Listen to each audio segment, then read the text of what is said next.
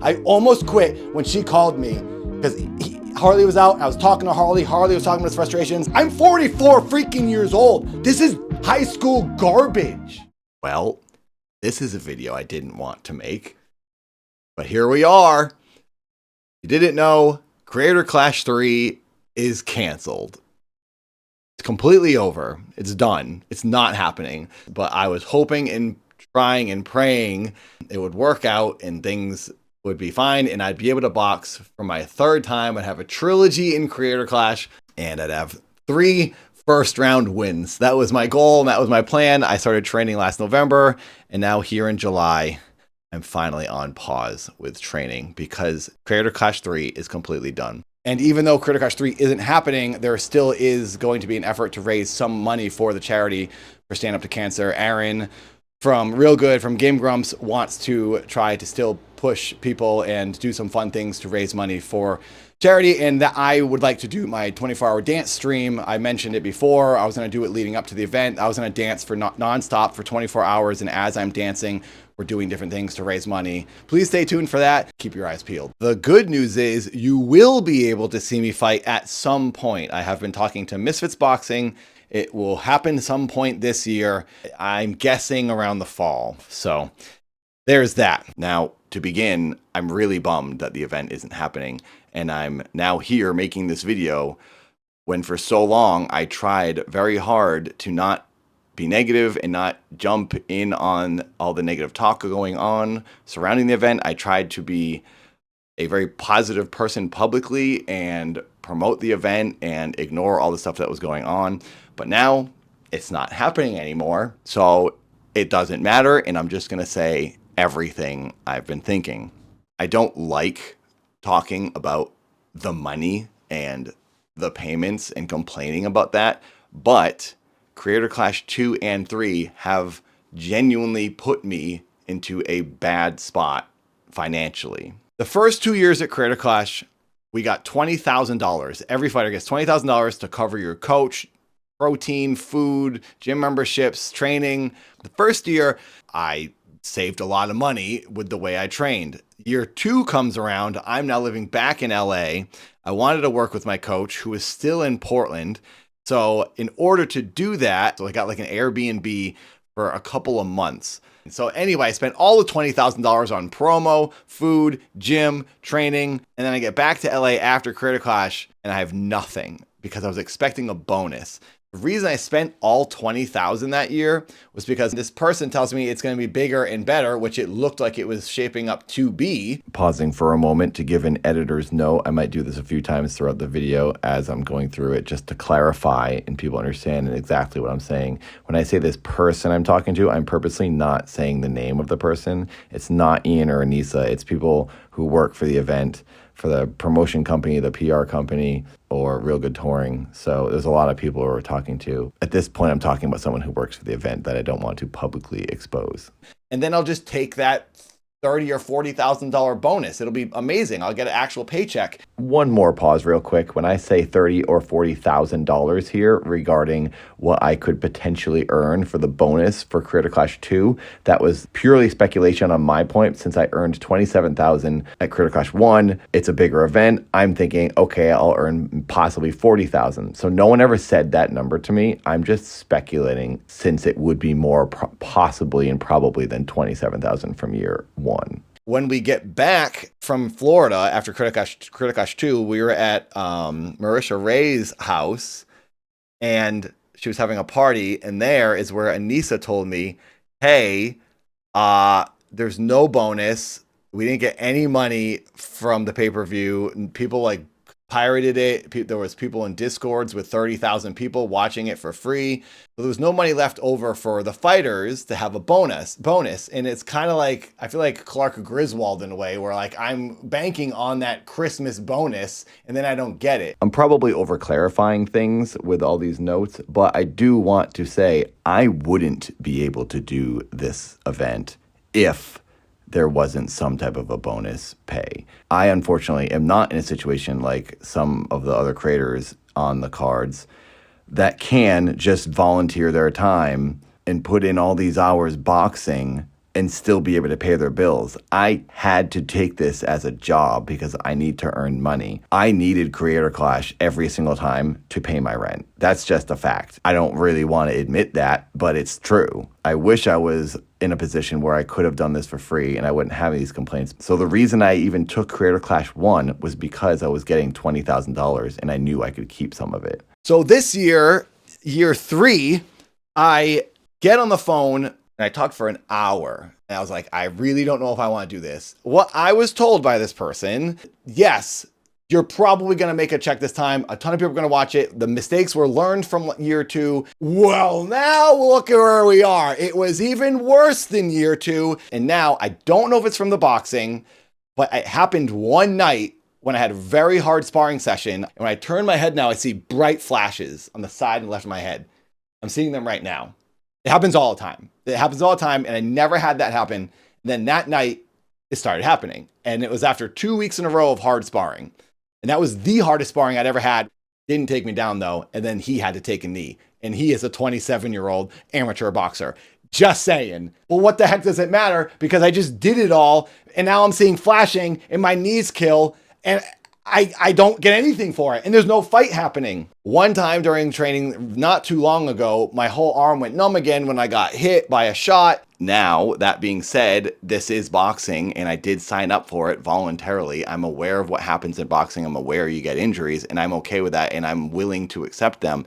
It's just really disappointing and a bummer because now I don't get to even fight in the event or make a little bit of extra cash to help pay rent. Creator Clash 3 this year didn't pay us the $20,000. They paid us the first 2 years. We were offered $15,000 this year. Then I heard through Harley, LA Beast got the 15 and then additional 7,000. And I was like, what the heck, dude? I just talked on the phone for an hour months ago and got convinced to do this because I was told everyone was getting paid the same thing. Now someone's getting 7,000. I reached out, I was like, can I get that 7,000? Answer was no. Answer was, okay, we can get you a brand deal. That's not happening now. LA Beats makes more than us. He makes out with more money. I'm in 3 of these freaking things. And I'm not blaming LA Beast. He got what he got because he asked for it. Why the heck did I not get it when I asked for it in the very, very beginning before the thing was even announced?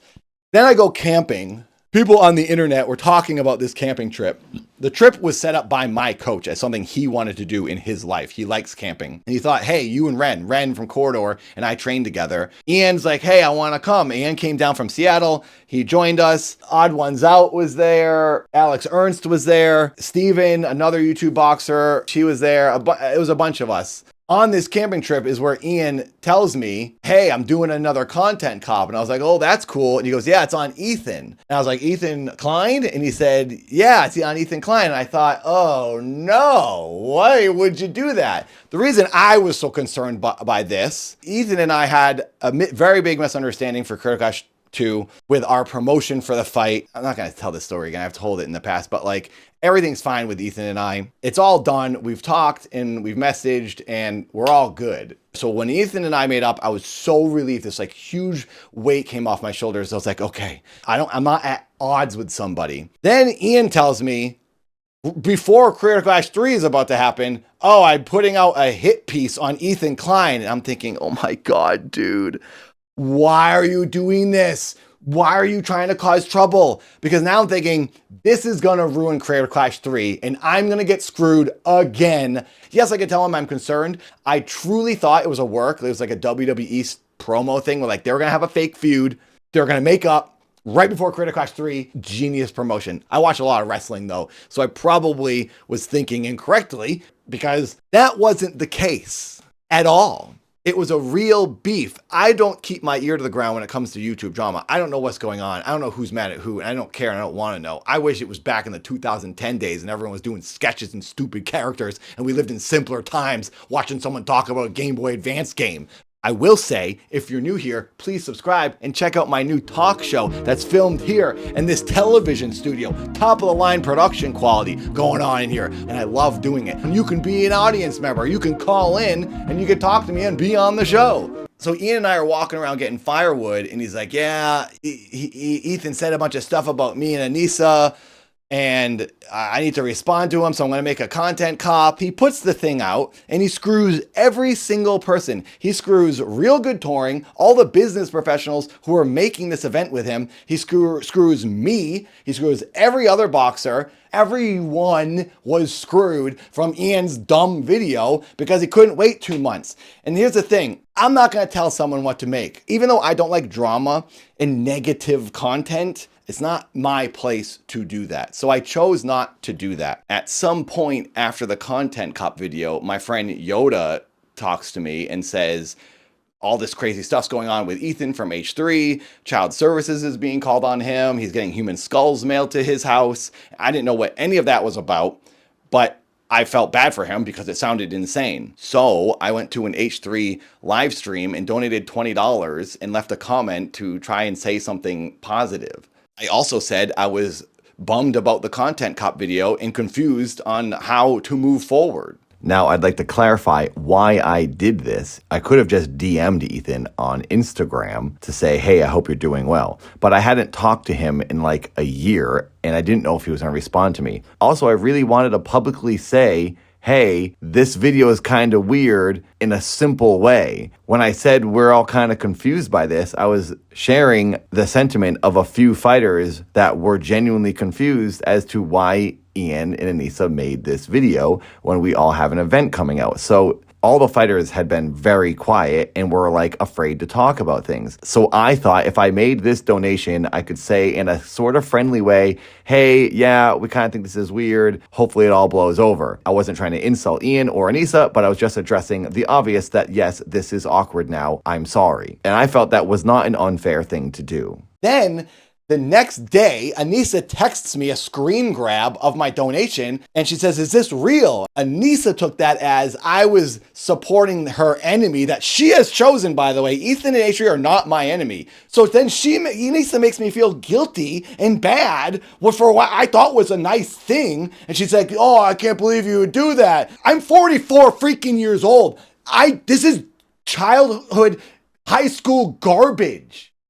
What the heck are you doing? I was texting Yoda, my friend, about this, and I said, I think I'm gonna walk. I'm not dealing with her. I can't do this right now. I almost quit when she called me because Harley was out. I was talking to Harley. Harley was talking about his frustrations. I was saying, yeah, Anissa just called me. She tells me, this really hurts us that you would say this. Because in the donation, I said, this is really confusing for all of us. I don't know why they put that video out. It hurts you that I said I'm confused why you're ruining the event? What are you talking about? It hurts you more that you put your video out, not me being upset about it. Oh, I burned a building down. Now everyone's complaining, and it really hurts me that everyone's complaining about my fire I caused. What the heck are you talking about?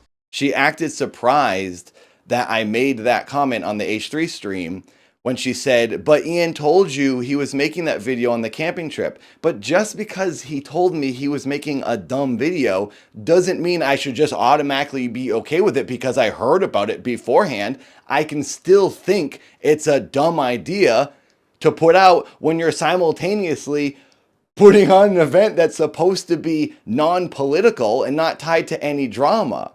Now at this point, online, all anyone is talking about is how Creator Clash is failing and it's a disaster.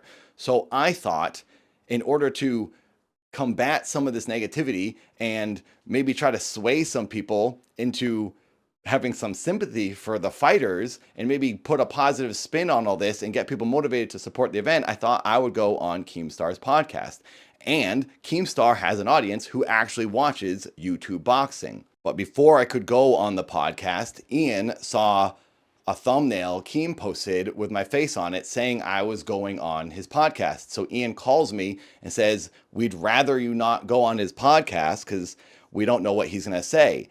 I said to Ian, it doesn't really matter what Keemstar says because he's going to talk trash about the event regardless, whether I go on the podcast or not. If I go on, maybe I could at least combat that and try to sway some people and defend the event and make people kind of feel some sympathy for me and the other fighters and possibly turn the tides and get people to come around on this. Ultimately, I told Ian I wouldn't go on the podcast because now I'm thinking I'm rocking the boat. I don't want to make people upset. I don't want to get Ian and Anissa to kick me off Creator Clash because I'm being controversial or I'm stirring the pot and causing problems. I really didn't want to get kicked off. And I also didn't want Anissa to call me and get after me again for doing something that she didn't like. I thought this was too risky for me and I was jeopardizing my own stance in position in this event. So I said, fine, I won't go on the podcast. But the whole time I'm thinking, I really do want to do this. I want to go on there